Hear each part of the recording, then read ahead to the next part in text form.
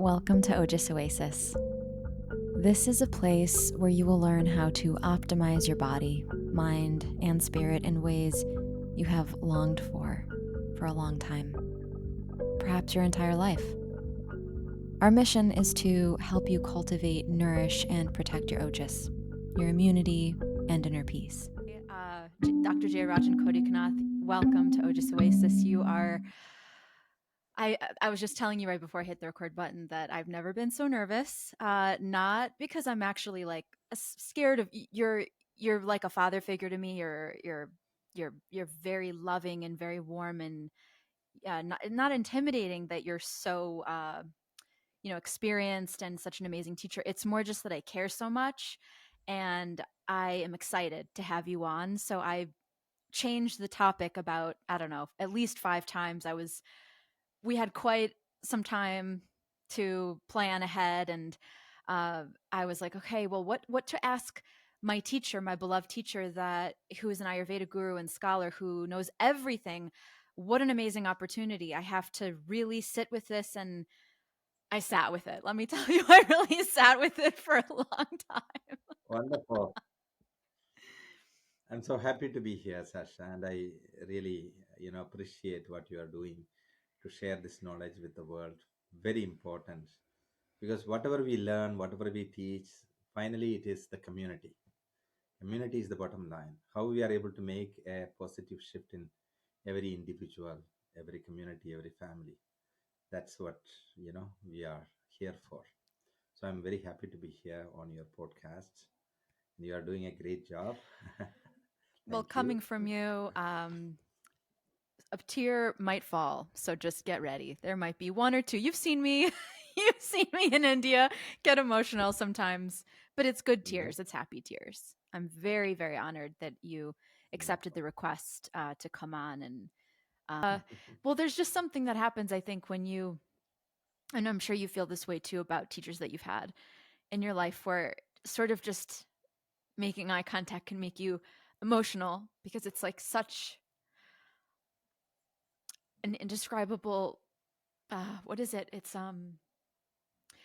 like prasad or something that I'm getting from you. It's like I'm almost like it's a connection. It's a connection. It's a connection. Yeah, yeah, yeah. Definitely. I have many teachers.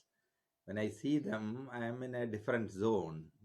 So I Yeah. So can understand. yeah, thank you so much again for accepting the invitation. And I finally came to a theme that I thought would be really fun for you specifically to get into, which is Ayurveda for happy and healthy kids. Knowing just how much you love Mm-hmm. kids, knowing how much I love kids, this seemed like a really fun place to dive in. And you wrote a book on it. You literally wrote the complete guide, Ayurveda guide for parents. And I was like, okay, Uh-huh. well, that's probably a good topic. And so I thought we could split up the topic into a couple different episodes. Like first today we could talk about the foundation and the principles, and then get Sure. into dinacharya perhaps in part 2, and then maybe nutrition and herbal Sure. remedies in part 3. Mm-hmm. So that's sort of where I landed, and trust me, I literally was like, oh gosh, I don't know, he could, like, is this too uh generic of a topic? Like maybe we can get into something more Ayurveda doctor level. And then I just realized, you know what? No, this is a topic that I think so many people are curious about. And I have many friends that are parents, new parents, or parents to be, and people are really looking for this knowledge. And I think that this is a really important thing to make as accessible as possible so that we just have happy and healthy kids, because that's that to bring it back to the importance of having a community that's happy and healthy. It starts with the kids, right? Definitely. Thank you for selecting that. That makes sense.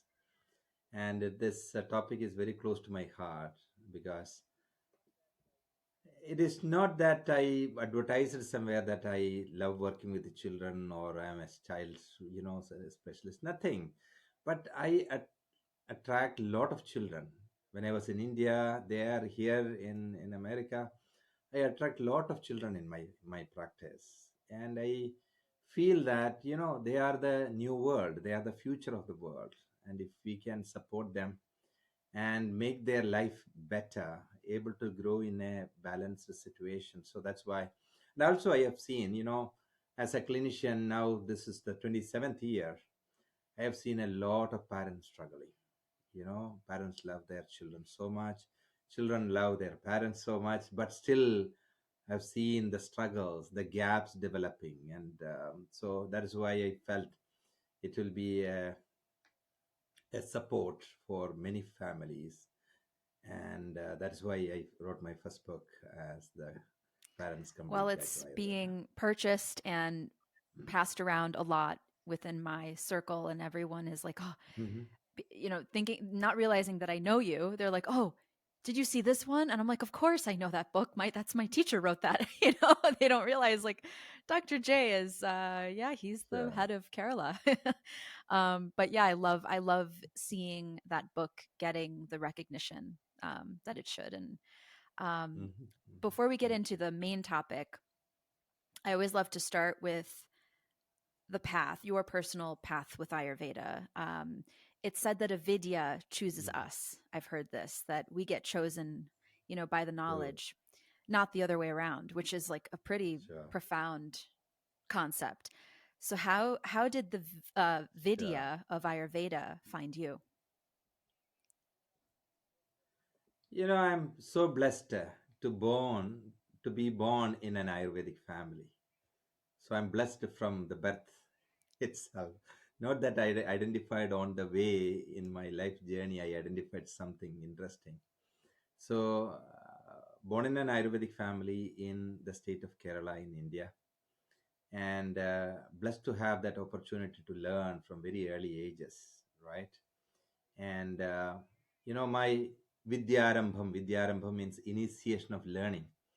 So, in our uh, community, when a child completes 3 years, that is when the initiation of learning happens, formal. And my initiation of learning was, sitting on the lap of my maternal grandfather, and he with a golden ring writing on my tongue, Hari Shri Ganapataye Nama, and making me to write in a tray where the plantain leaf spread, the raw rice, and in that rice, making me to write the Hari Sri Ganapati Nama with my finger. And from that time, there was no any confusion in my life. I was so clear what I am going to be and what I want to do in my life. No distractions. I love plants, spend a lot of time in how to identify the plants, cultivating the plants, how to follow the rituals for developing the healthy plants, and how to the rituals for harvesting the plants. It's a whole learning, and plants are conscious beings like us. They have life, they have energetics, they have material. So uh, and that is my life mission, is to whatever I was able to learn as the blessing, I want to really bring to students like all of you, very passionate, and make it available to the current generation and to the future generations without any dilution, without any compromise in its core principles. So that is the So life your mission. soul got, yeah, right on track as soon as you incarnated. Knew everything was Hmm. in alignment. So that means past lives you had already done a lot of good service, good karmas there. Yeah, my Nadi Jyotisha say that even the previous life Definitely. I was a Vaidya. Oh, It's a continuation. what a blessing. Well, Mhm. we're so blessed to have you, especially in the modern age right now, where it just feels that this knowledge is needed more than ever. I mean, maybe every generation could say that, because every generation and every person thinks that their Mhm. problems and issues are somehow the biggest or hardest or most challenging. But um, just in light of the, Mhm. yeah, go ahead. And the way, the world is going and suffering with the pandemic, etc., I always, say that Ayurveda is much more relevant today than ever before. If it was a good to have system for healthy living, now it is, we are in a state, it is an inevitable system. It need to reach every household and helping people to take charge of their health. Hey, your health and healing is 80% is in your kitchen garden and kitchen cabinet, and the healer Mm-hmm. is within you, and you can take charge of your health. That is the core Mm, message of Ayurveda. definitely. My next question, I promise it does tie in to subsequent questions, but I want to start with prana. Trust me on this. Why? I mean, prana is a Mm, pretty important place to start anyway because it's our life force energy, our breath. mm, Ayurveda mm. defines it in multiple ways according to the context. And I was wondering if you could Yes, define prana and how its meaning shifts across the context of Ayurveda, yoga, and Vedanta. very good question, because that is the beginning, right? That is the beginning. Life is nothing but a prana initiated in a form, then that is the life, right? So, prana is a word that, in Sanskrit, a word can have multiple meanings. According to the context, we need to take the meaning of it. If you really look at prana, you can see in three distinct contexts this word is mentioned and with a very distinct meaning to it. One is the vital breath is the prana, um, and oxygen is called prana vayu, the air that sustains the prana, releases the prana in our body and sustains the prana. So when you look at the physical system, vital breath is the prana. That is why in yogic systems, the breathing practices are pranayama. So that prana is the vital breath. That is a physical prana. Now, this physical prana is closely linked to the subtle prana, because this vital breath, the oxygen, and Sharangandhara Samhita says, the Vishnu Padamrudam, the blessing from the preserver of life, that is oxygen. So that goes with the food essence, the annarasa, then releases the subtle prana. That is the the vital force, the energy of flow. In fact, the subtle prana is the healthy expression of the vata dosha. That is why the first five subdivisions of vata dosha is also called pancha pranas, Mm-hmm. the five pranas. So that is the energetic or the subtle aspect of prana is the pranic energy flow, the channels, the 72,000 nadis, the meridians, and the flow of that. So that is the subtle prana, and that is the reason for life, because that is the communication between even two cells. It is a communication between the connection between our body, mind, and soul. It's a communication that holds everything together. That is the subtle prana or the pancha prana, the pranic energy.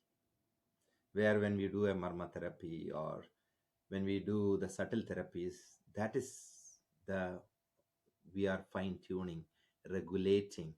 Because if such a prana is blocked, that is an imbalance. If such a prana is flowing so fast and draining, that is another imbalance. Such a prana accumulating or in a particular area or flowing through abnormal directions and channels. So regulating the prana is a core part of the Ayurvedic healing and even yogic practices. So that is the subtle prana. Now there is one more prana, and that prana is beyond the subtle prana. You know, physical prana, the physical body, the material body, then subtle prana, the energetic body or the sukshma sharira, the subtle body. Now there is a causal body, the spiritual body or the conscious body. There is a prana when you are in a deepest state of meditation.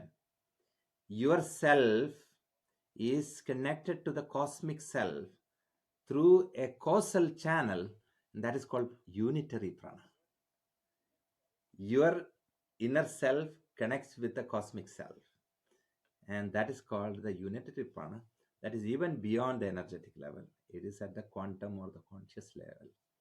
connecting to the source, okay, the cosmic consciousness.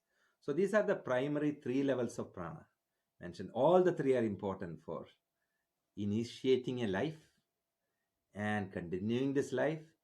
And when it is time to transition, this is where this prana leaves this one body and goes into the next. That is why Vaidyas, Ayurvedic practitioners in the ancient system, they are called pranabhisaras. That means they are to facilitate a new life. If couple come to us, we want to have a child, please help us. We guide them and help them to have that new prana in beginning the life.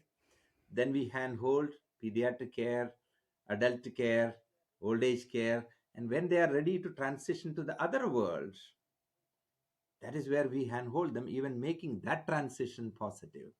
So we are Mm. the companions for life. That is the role of Vaidya and Most the Ayurveda poetic answer. professionals. Oh, Yeah, as per usual. I mean, it's so beautiful. The circle of life, ushering you in and ushering you out into the next phase. It's yeah. beautiful. Mm-hmm. What Mm-hmm. is the general Ayurvedic perspective on healthy childhood growth and development? Like how do we define the stages and what role does prana play in the stage of development? And also we could probably go into doshas, agni and ojas. I mean, those are like the namaste, Sure. the things that we always look at when assessing everything, and that's how we were trained, of course, in the program. Yeah. But Mhm. um, yeah, the general Sure. Ayurvedic perspective. First of all, pregnancy, childbirth, a child is growing into an adult, and this is a biological phenomenon. Okay, it's a biological phenomenon. This is not an imbalanced state or a disease where you need to have a doctor to manage pregnancy or a childhood. This is a natural phenomenon, like a seed is sprouting and Mm. growing as a plant, right? The same way in the human living system, this is a natural biological process. So that's first point. And then that the birth, the soul find its own place, right? Where we are born, when we are born, that is even beyond us. This is the soul's journey, the life, right? So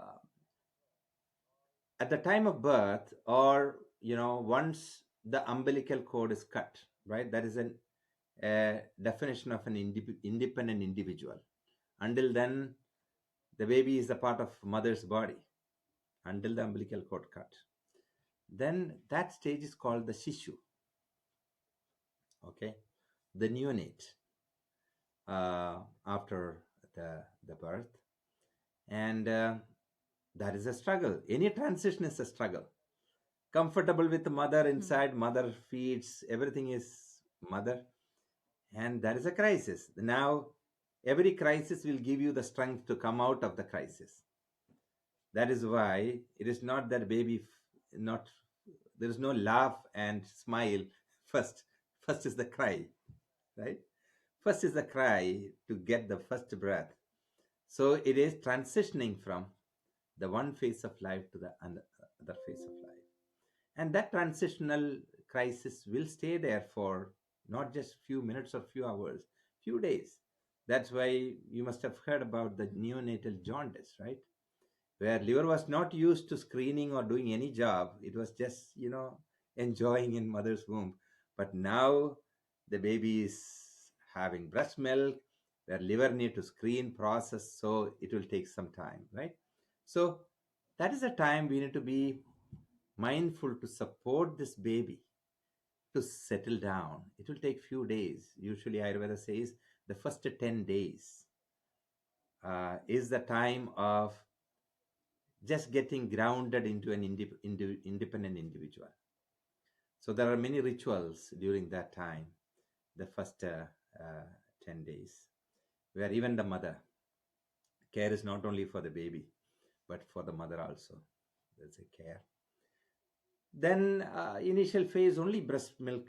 That is what is suggested for the babies, and nothing else.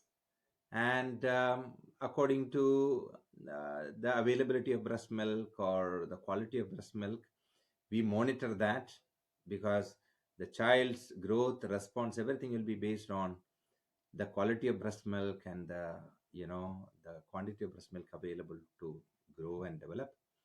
And if any issue, there are breast milk related issues that can happen, so then we will monitor that and manage.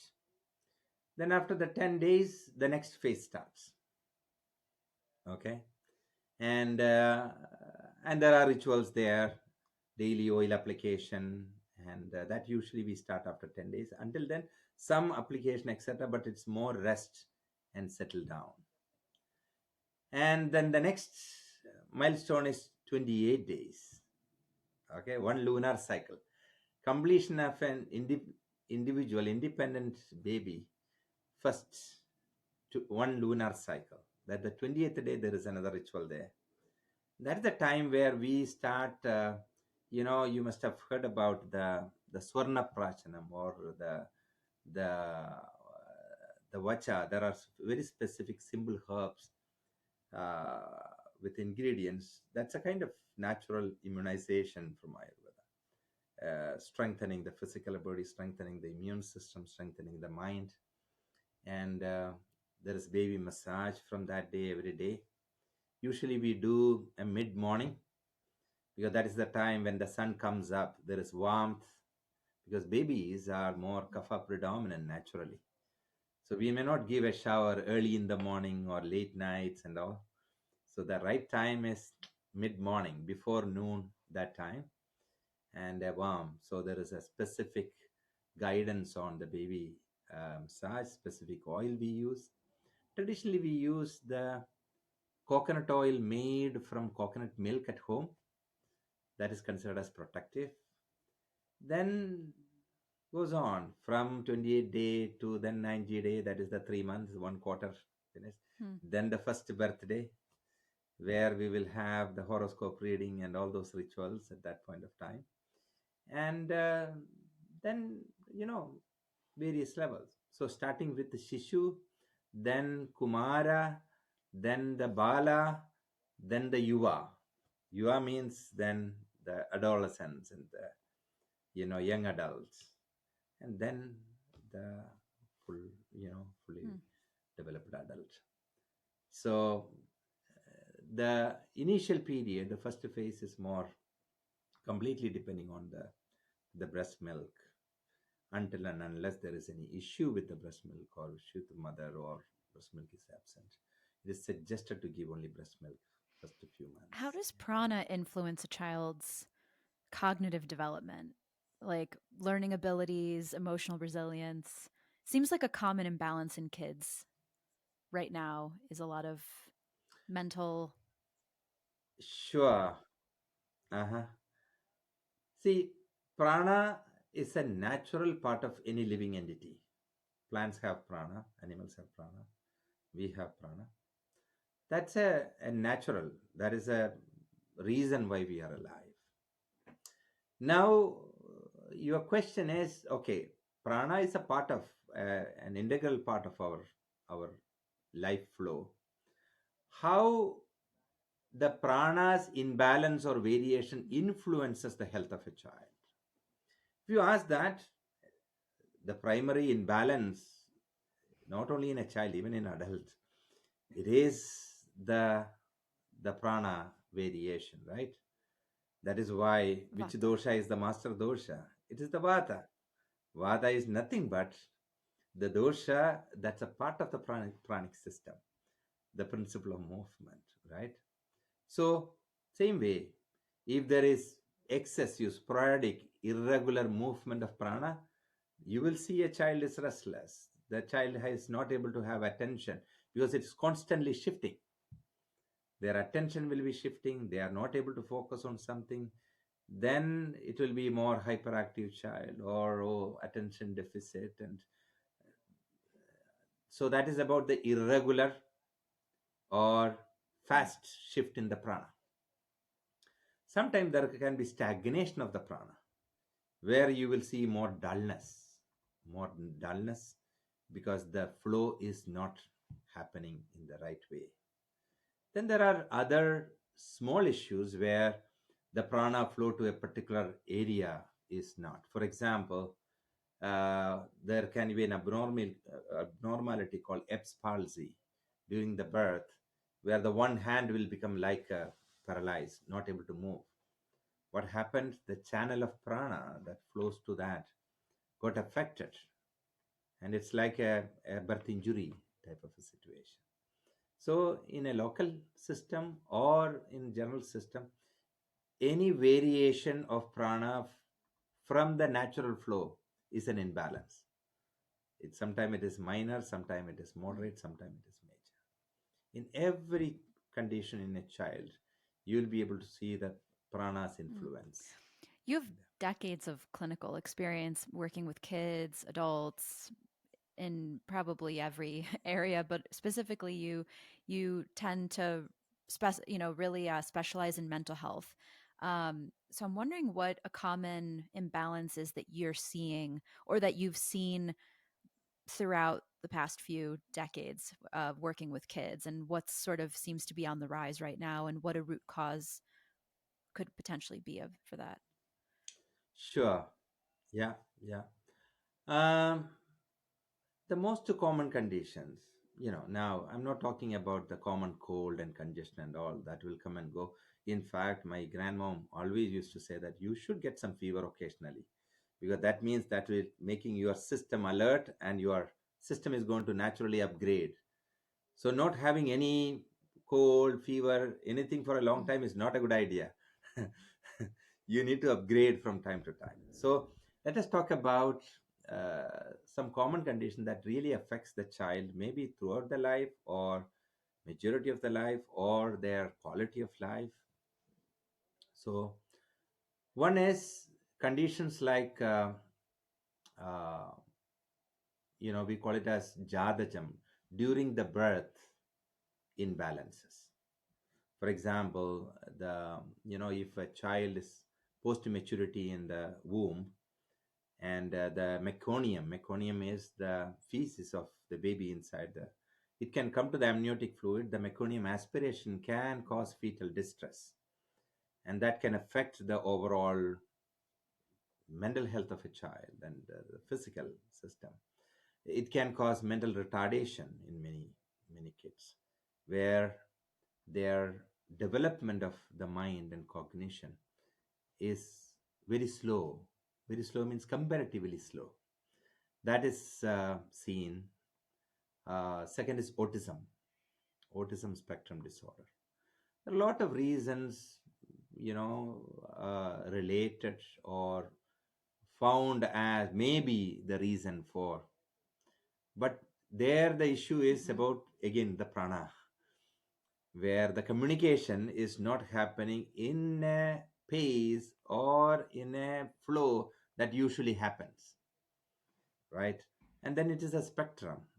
Minimally autistic, you won't be able to even realize, only the parents will understand because it's very minor. Unless and until you live with that individual for some time, you may not be able to even make out. Very minimally affected to moderate to severe autism cases. And I should tell this, if I look at my last at least almost 3 decades of practice, the incidence of autism is increasing, comparatively increasing. So that is another. And the third one is the increased restlessness and increased, absence of, not absence, the lack of focus and attention. And that also varies in degrees. Many a time these days, the ADHD diagnosed kids, when I come and I assess, I feel that, oh, this child is a little bit more active than other kids. There's nothing to put in that category and start giving them the medication, etc. But in the modern world, always about the technical correction. If you check mark more than 3 points, you get the label. It's more technical in nature. So the attention deficit disorders are, that is also comparatively increasing. And lately, metabolic disorders are also increasing. Okay, childhood obesity, it is on the rise. But I feel that these are all, the primary contributor is the lack of awareness. That could be how you need to take care during the pregnancy, how you need to take care of the babies, their diet, sleep. There are various factors influencing. And we may be able to manage many of these things. One, prevent from occurring. If it happens, also helping to make it a minimal impactful, and support. One good thing about the children is if they're able to detect early and able to support, Mm. they are so fresh, they are so open. The recovery is much faster than adults. And I tell my friends that it is much easier to deal with the Mm. kids than the adults because their body is fresh, system is fresh, ready to transform. We need to Mm. give the right support to them. It also seems that kids are getting more allergies now than they used to. Totally agree. Right. Not only kids, even adults, but kids. I had a case about 3 months back where allergic to most of the items, right? Dairy allergy, nut allergy, you know, lot of allergies. And we know that allergy means the immune system is hypersensitive, right? Everybody is enjoying the bloom of the spring. Out of 30, three are sitting and sneezing and having runny eyes. So it's a problem of the bloom of the Mm. spring or the problem of the tree. It is the problem of the tree, where their immune system is reacting or hypersensitive. Even normal things, immune system is identifying as so dangerous. So stabilizing and strengthening the immune system is the key, whether it is a child or an adult, to help them manage the allergies. And Mhm. Ayurveda has a lot of offering to help with So, that. the nidana or the root cause you said was practices of the mother during pregnancy, potentially, maybe birth injuries as well could have impacted, and then also lack of awareness of things like basic nutrition and quality of milk and early Yeah, things that the child is taking in. yeah. Even the diet and lifestyle of mother during the breastfeeding time, because that is the primary input at that point of time, right? So, and also in the modern world, many a time we are more physical and material oriented. We don't understand our mood also Mm. influencing the breast milk. Our mental status, our stressors are not only what we feel in the mind, it has an influence on everything, including the breast milk. So, a lot of orientation required for Mm. the new mothers. And there also, after coming to America, I found even, after giving birth to a baby, after 7 days, 10 days, I can see them in the grocery store. I feel so deeply that this is not right. What we are doing to those mothers are not right. Whether it is the country or the community or the system, it is not right. From an Ayurvedic standpoint, a complete recovery after delivering a baby, it takes minimum 90 days. Okay, the basic recovery. And making them to work or do things during that period is not a nice thing to do to young I mothers. agree Yeah. wholeheartedly. What are some common mistakes that you think parents unknowingly make that are contributing to these early childhood imbalances or illnesses or sensitivities? Sure. I think one is there is no kind of comprehensive education the parents are getting before getting pregnant or during the pregnancy or immediately after birth. It need much more orientation. Okay, there's no formal and orientation.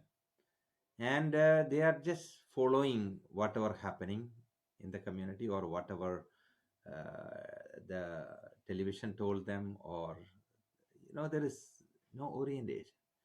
And many a time the companies with baby products will be educating the mothers what they are going to For them educate to for. buy the product. Of course, Right. to use their product, to use their product. So uh, certain fundamental principles, and if the parents know about those fundamental principles, then only they can help even their baby, right? If the parents are drinking soda from the morning, and they may not have the realization that, oh, I cannot feed the baby anything cold, it is not good for the baby, right? That will affect their digestion. It is the kapha period of time. The child may develop congestion so easily at that point of time. Cold is not good for them. I'm taking a simplest example. Okay. So one is the lack of awareness. Definitely we should have some program to help parents to have some basic fundamental knowledge. Second part is about the life and the regimen what we create. Uh, for example, the sleep patterns, right? The sleep patterns, or the whole the chemicals, etc. It's a very tender time. The babies, the chemicals in the baby oils, or the baby various exposures, that found to be another reason for many of the hyperimmune sensitivities. And yeah, the rest and recoupment. Do you know how many hours a baby need to sleep? They are awake only a small period. Out of 24 hours, they need to sleep a lot of hours. Because why? Because that is the time of growth and development. So a baby should sleep for whatever activity, the energy they are spending, they need to recoup, and they need to additionally facilitate their growth and development. That is why children need a lot of sleep. I found that awareness not is not there. The other day, I got a kid, 4 years, 3.5 years, with a lot of allergies last week. And when I was checking what time the child's, he sleeps with us Oh 10:30, no. 11 o'clock. Oh no. I told Oof. no. Children should sleep very early, and you can sleep with your decision, but please make your child sleep, because from the time we wake up in the morning till we sleep, it's only wear and tear. And that makes, and late night is considered as the highest stress a human body can have. And that stress can be a reason for hyperimmune reaction, with immune system reacting against, right? So there are a lot of those kind of small things, feeding in the right time and the right item, not overfeeding. Many a time you don't want to feed the child repeatedly, so you try to push. That's not good. And the cold food intake, and the quality of the external applications, the child care products available in the market, etc. So Hmm. there are many contributors.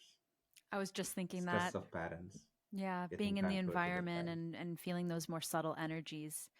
Um, Conflicts conflicts in the family. Many a time when the kids are very small, we think that they are just lying there, they are not crying, they are just looking and not crying. But from the time you born and open your eyes and take the breath, you are like a recorder. You are constantly recording. Your eyes, your ears, every system is keep recording, because that is your fundamental collection of data on which you are going to build your life on. So what you are gathering in the first few years in your life, that is your reference points for future. You see everything based on that reference point. You understand everything based on that reference point. So that's why I always tell that if you love your children, adults can have conflicts, not a problem. You go to a room, close the room, you do whatever you want, say whatever you want. Please avoid conflicts in front of your children. Whether your child is crying or asking doesn't matter. They are recording. They will understand this is life, and that will not be good for them for the future. This is one of the most important tip I usually give to parents, that that safe environment, comfortable environment, what you create can define their future, how they are going to behave, how they are going to think, how their immune system is going to behave. There's a big factor on the mind, mental health, exposures, emotions.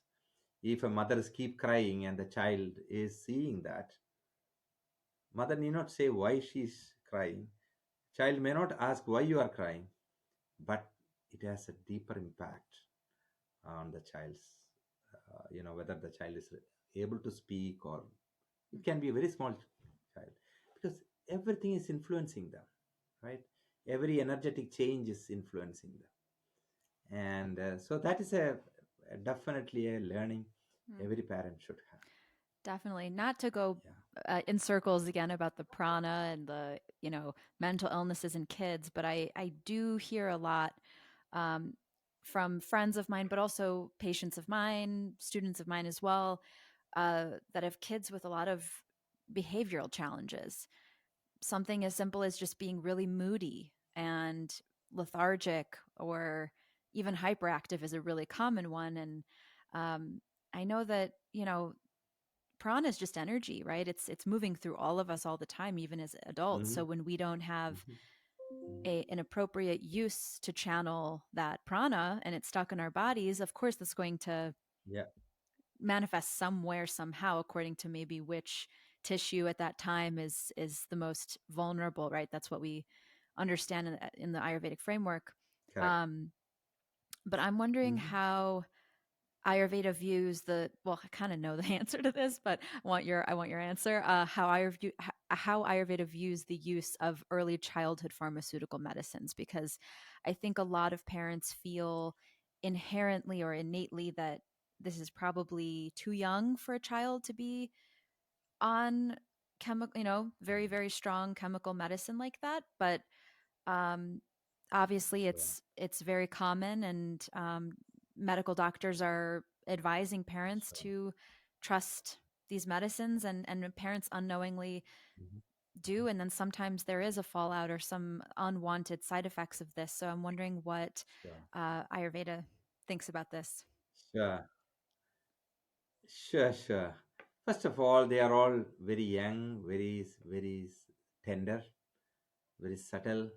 The more natural and holistic we are able to help them, the better for them. Chemicals are chemicals, definitely. But there can be certain situations of serious nature where it may need some at least temporary solution. That's a different issue. But I think the key would be, especially when you say children are either hypersensitive or hyperactive or moody, dull, there's a concept of pranic healing, right? What is that? That means you can impart prana from your side to somebody else, right? Prana get transferred from individual to individual, individual to plants, plants to individuals. Prana is the energy which is transferable. That's why I always give certain rituals, certain family rituals I give for parents having children, right? And they may be busy, they are professionals, but still they need to find time so that the energy or the prana excess is a problem, deficient is a problem.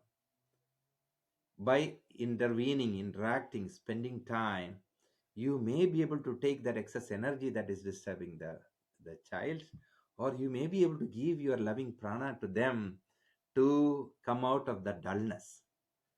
There are many simple rituals I give to the parents. You should spend time with them.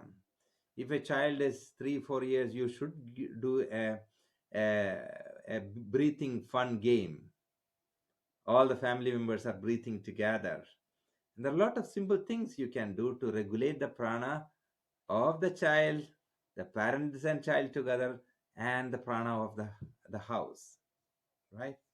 So that is what I think something lacking in the modern lifestyle, because both parents are working and the child is in the daycare, and you come back with the child, you are hurrying to cook something and feed something, and then you are tired, and then you don't have time, so you are constantly stressful. In the morning stressful to pack everything and to leave the child in the daycare, evening when it's go go go. Now if you ask me, is there any ayurvedic remedy for that? No. Parents need to regulate their life, and and manage that in an effective way, knowing that it's a fundamental dharma. As parents, we take different roles in our life, right? As children we have certain role to play, uh, you know in our life, with the parents, etc. As a teacher I have a role, as a healer we have roles, right? The same way parents, there's a dharma. It's not only having a child, then it is your primary dharma to give enough attention and focus, making sure that you are contributing everything you can to bring them up as a healthy, happy, balanced child. So parents need to find the time, need to plan in advance, maybe even professionally plan in advance. Say that, oh, next 6 months, 1 year, I will be coming a little bit late. I will stay a little bit late because my husband will help in the evening to pick it. There should be some kind of a planning, so that you are able to do Mm. your dharma. Otherwise, this seeing this hurriness and worriness itself is disturbing the tender hearts and minds of I often children. also see this endless uh, hamster wheel of sleep deprivation between parents and their kids. And sometimes parents' sleep cycles get interrupted by their kids. And then it becomes a really hard cycle to break once that starts. You know, they'll come in at the same time every single night in the middle of the night because they had a bad dream, or maybe they just start getting used to, oh, I get attention from mom or dad when I wake up and I say I have a bad dream, or my tummy hurts, or my toe hurts, or whatever it is, but they get scooped up into the bed and it's like, okay. And then the but then so then the kid falls asleep and then they're kicking the parent in the face, not knowing, in the middle of the night. And then the parents become chronically fatigued. So their ojas is depleted. And then the way Hmm. that they parent the kids also Yeah. is affected. And it's a very Mhm. hard cycle to break. What would you Mhm. say to those parents? How can they escape that cycle? Sure. First of all, whether it is a child or an adult, it's all about how we gradually tune the system. Okay. As I always mention in the class, our body doesn't know what is right and wrong. In whatever path you are pulling the body will just follow that. Body doesn't know good and bad. That is why a smoker's body will always, where is my smoke? Right? Because for body, it got used to it. My usual smoke, where Yeah. is that? Right? The same way, even the sleep, the parents should tune themselves. They should help their baby and child to have that routine. How you do that? For example, say that one child is not sleeping at night. There is an issue, and that is affecting the parents. But the same child sleeps during the day. Afternoon, she or he takes a nap from 2 to 5, right? Nighttime, there's no sleep. Some constitution kids, especially Vata constitutions, if they sleep more during the day, it will be very difficult for them to sleep at night. So what you do, you intentionally cut their daytime sleep to facilitate the nighttime sleep. Because the benefit of nighttime sleep is much, much, much more than the benefit of daytime sleep.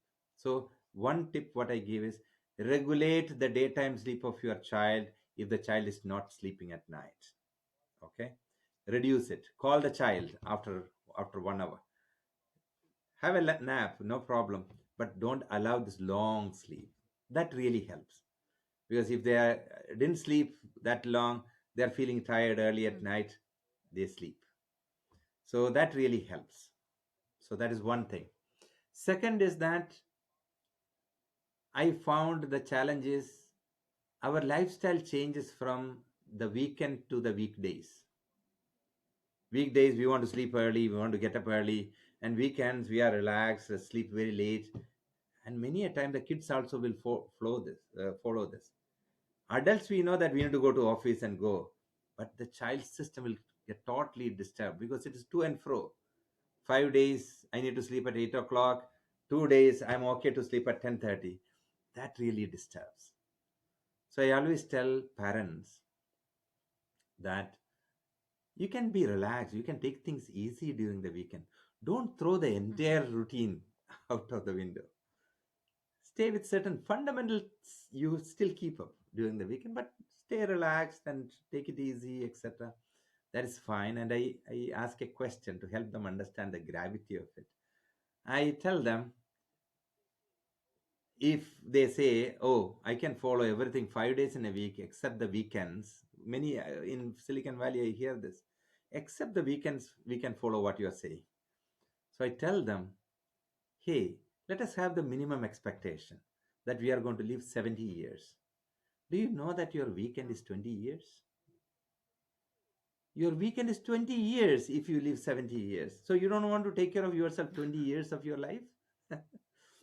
So be relaxed, take things easy, but don't, you know, disturb your the life cycle, daily cycle too drastically.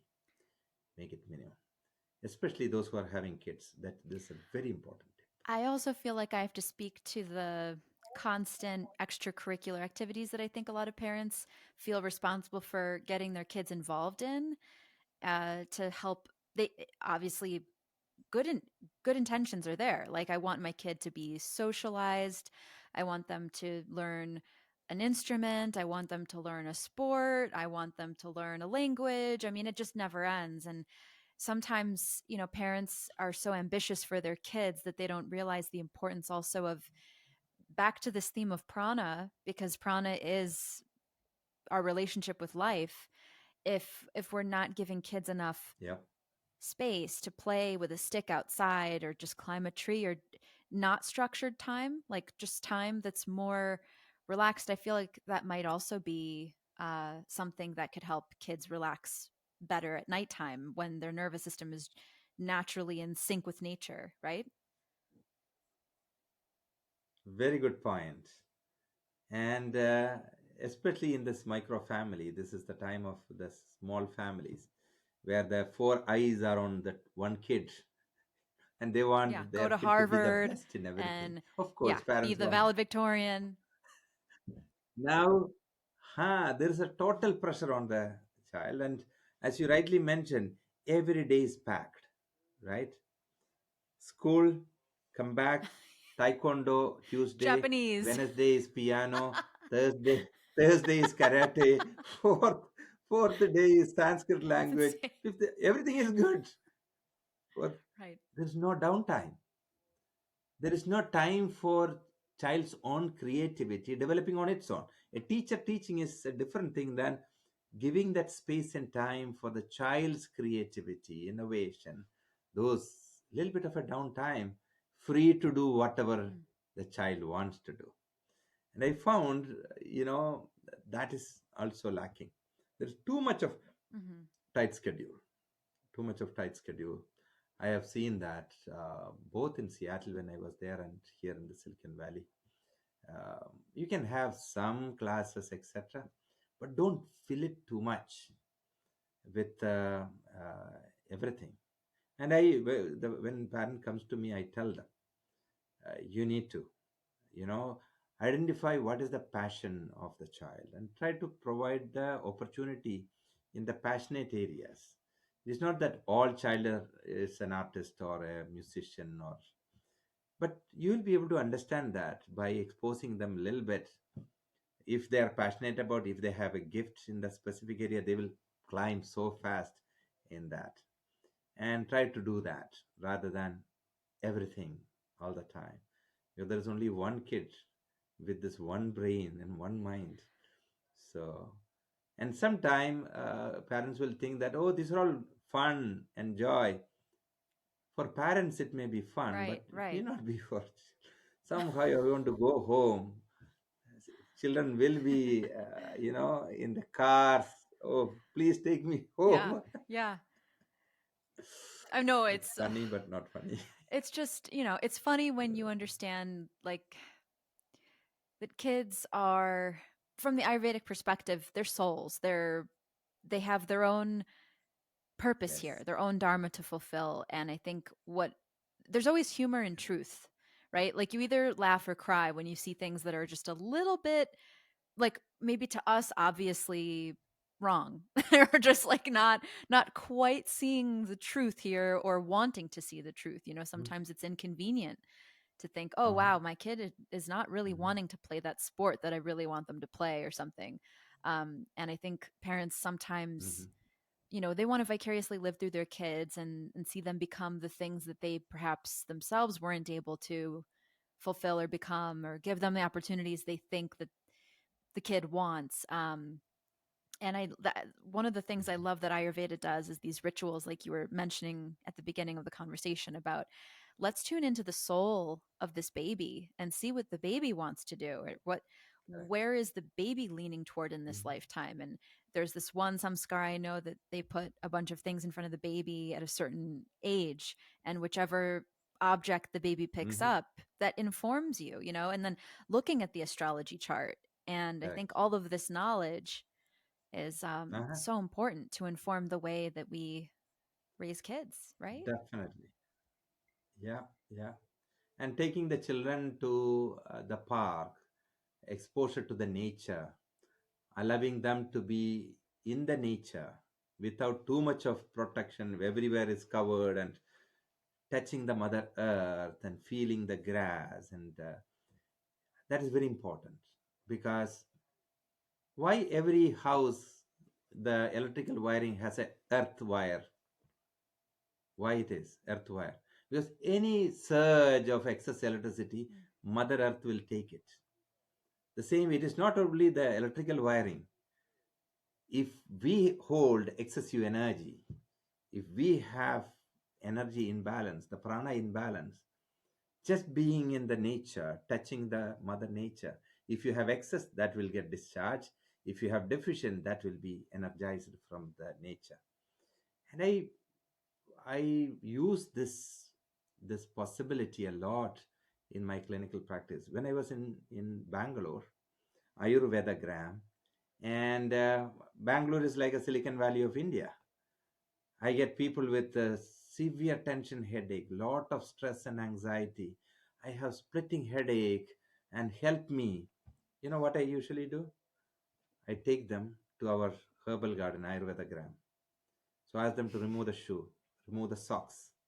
And I take them to a tree and ask them to stay close to the tree, hug the tree, keep your forehead on the tree, and keep taking deep inhalation and long exhalation. I was able to demonstrate more than 50% of headache reduction in 3 minutes. That's science. That's some science right Okay. there. Wow. It's all the proof I need. Nature, nature has the ability. Nature has the ability to heal you, support you, because you are the child of the nature, the Mother Earth, right? But allow Mother Earth to help you. Allow the Mother Earth to touch you and heal you. And children should play in the nature, play with the Mother Earth on a regular Mm. basis. That is another tip I usually give. This world is all protection. If you need to want to your child to step somewhere, you immediately go and wipe with 99.99 Purell hand bacteria killing, virus killing sanitizer. wipes. We're like showering our kids in Purell. It's great. Please don't isolate your Antibacterial child wipes. from the nature. Whatever be in the nature, child should get exposed to the nature. All right. Then only if there is a pathogen, the child's own body will enhance the resistance if there is an exposure. I'm not saying that you should not take care of your child, but there is a, connecting while disconnecting. There is a care while you free them to be who they are. Right. It's a fine line. You care, you protect, you do, but at the same time you also understand they are an individual. My child is also an independent individual, having that little bit of exposure to their own, that is so important. And even, you may have a child just 5-year old, and you're going to buy a house. You may think that, oh child, what is that, let us. No, I tell them you should actively involve your children in decision making. You know that your child is not grown up to take that decision, but they should feel that they are part of the decision making. That could be buying a car, that could be going for a trip. You should set, what do you think? I want to know your idea. And what you they will naturally start developing leadership skill, decision making skill. These are all primary learning. You know that my child is not grown to decide you know where to go for the vacation, because geography, still you need to incorporate, hey, this is a colder place, this is a warmer place, should we go to Hawaii or thing. I want to know your opinion, so that we can involve them in your day-to-day life, in decision making, in your plans, so that they will grow much, kind of a well-rounded I love that. And it's child. also Yes. encouraging their self esteem, um, just like their sense of value. And Hmm. it's okay to be heard and it's okay to be seen. And I think so many people, there's such a ricochet effect of growing up not feeling valued or good enough, and how that, Exactly. even if you do become an overachiever to sort of compensate for that for the rest of your life. I'm not speaking from experience or anything. No. Hmm. A little bit, maybe. I can speak from my experience. I feel proud. I still tell in various platform classes and all. I still feel proud that from the childhood onwards, whether my parents, my elder brothers, even today, if there is something important for their life, they will call me and check with me, and I feel so proud about doing that and valued, and they really value my opinion. And they are all older than me with their own kids, and eldest brother has the grandchild. But still, if there's something important in their life, Do you know they why, will Dr. J? ask me You what know I why? think. You have, Uh-huh. like I said in the beginning of the conversation, you have this fatherly, divine father within you, actually. It's like this Hmm. divine father. There's the divine mother, and then there's divine father archetypes. And you have this Hmm. very, very loving Hmm. energy that this dark, I was looking for the word earlier. I thought it was prasad. It's not prasad, it's darshan. It's the blessing that you give just by Hmm. the energy in your voice, the prana in your voice, the ojas in your voice. It's Hmm. also in your eyes, right? They're very glowing, very milky, and just beautiful eyes. And then you smile all the time, and people feel immediately welcome, like, okay, like I am safe, and that's not always, that's not very common, right? For various reasons in Hmm. modern life. Like many people do have stress. Many people don't have the awareness of how to manage that stress. And so when we're in um, relationship or in a classroom or in any way connected to somebody like you, a guru, I can say this, of course, because I've been in your presence. And I also see how when we go to India, how you are received by the people around everywhere we go. It's just flowers at your feet, touching your feet, and there's the way that you make people feel. And I think love and the power of prana is probably that's something that's been kind of coming and weaving this conversation together, is that like it's actually the way that our prana affects kids, right? It's like we can't expect kids to Definitely. know how to regulate themselves. It's sometimes it's like, well, okay, if there is dysregulation in my family, every family needs a Buddha. So sometimes it's not so much looking externally to find the healing. Ayurveda is always talking Mhm. to us about finding it Yeah, within ourselves, learning how to find that divine healer within. correct.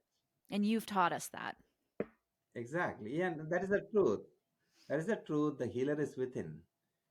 We all have the innate healing capacity. You know what an Ayurveda Vaidya is doing is to help the individual to have the right material for healing, right energy for healing, the right space for healing. Healing is natural and spontaneous, whether it is a child or an adult. We need to create the ideal or a supportive environment to facilitate that healing. Right. Just like Rest all planting in a naturally. garden, the seed, the soil, the water, the sun. Hmm. What's is anything blocking the sun, right? Exactly. Exactly. Yeah. Exactly. So, yeah, that's what we need to do. And no point in pushing beyond a limit. You know, I always say this.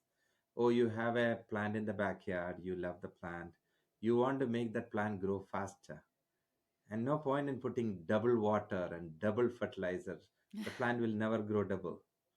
So, there is a potential, you can optimize the growth and development and ability, but you cannot bypass Hmm. the natural development, right? Hmm. You can only optimize. So that's why the high achievers and high achievers children, there is a pressure, right, to be the first and to be the first in everything. That many a time creates problem. I have seen, children really struggling in that kind of environment. According to the parents, they love their children. That's why they are doing it. But what is the final outcome? What you want the final Hopefully to outcome to have be? happy and healthy kids. Number Correct, one. correct, correct. Yeah. The end of the day, you want your child to be healthy, happy, and have a pleasant life. If that is your goal, then you need to do everything for that, and not pushing beyond the limit. Amen. I think that's a beautiful place to pause for part one. And of course, this is a complex topic because it's talking about the nature as a whole, which is, you Hmm. know, there's a paradox because it's incredibly complex and incredibly simple at the same time. So once you start understanding that, it's like, True. wow, um, it's really not that complicated. But also because we're human, we're complicated because we have Mhm. this. We complicate it. We We're living in complicate a it. complicated yuga. It's Kali Yuga. We're living. It's just there's a lot Mhm. of unnatural foods and products and Mhm. um, incorrect knowledge, right? And so I think people just get confused and Mhm. Mhm. led astray. And so Mhm. I'm so happy, Mhm. just so grateful that I have been blessed with amazing teachers like you in my life. It's actually the greatest gift of my life. So thank you so much. Yeah. Thank you. Thank you. A teacher will become a teacher only when there are passionate students in the class. So we need to thank all of you to be so passionate and sincere to the science. That inspires us. Really, when all of you are asking questions, so interested in knowing more, that is very inspiring for us to do that. And it's a give and take, right? So it's a journey, and it's like running the relay. So we receive the button and run as much as possible and hand over to the next person, and they will run with it, I kind feel of the thing. same way. I feel the same way. That's why So, I care so much mm, about this podcast and all the work that I put out into the world because I know that there are people listening from various, circumstances, backgrounds, uh, levels of mhm, awareness, and mhm. I want to tenderly present the knowledge in a way that's not going to go above anyone's head, but is very easy to digest, which is what we love in Ayurveda. We love things Very that good. are filled with ojas, which is what this show is. It's really born out of love, and um, there's no love quite like the one between teacher and student. It's a really special one, really special. Hmm. Hmm. Hmm. Yes, and thank you for doing this. It's a very important work. The complexities and technicalities are for us, for the professionals and teachers. What, you know, the people need is the guidance, the awareness in very simple language. And we need to simplify that. And you have been very conscious about that in your podcast, and keep continuing this wonderful work. Jai Thank Guru you. Dev. Thank you for listening to Ojas Oasis with Sasha Brashadsky. To learn more about Ayurvedic healing, please visit ojasoasis.com. We'll see you next time, and until then, have your smile.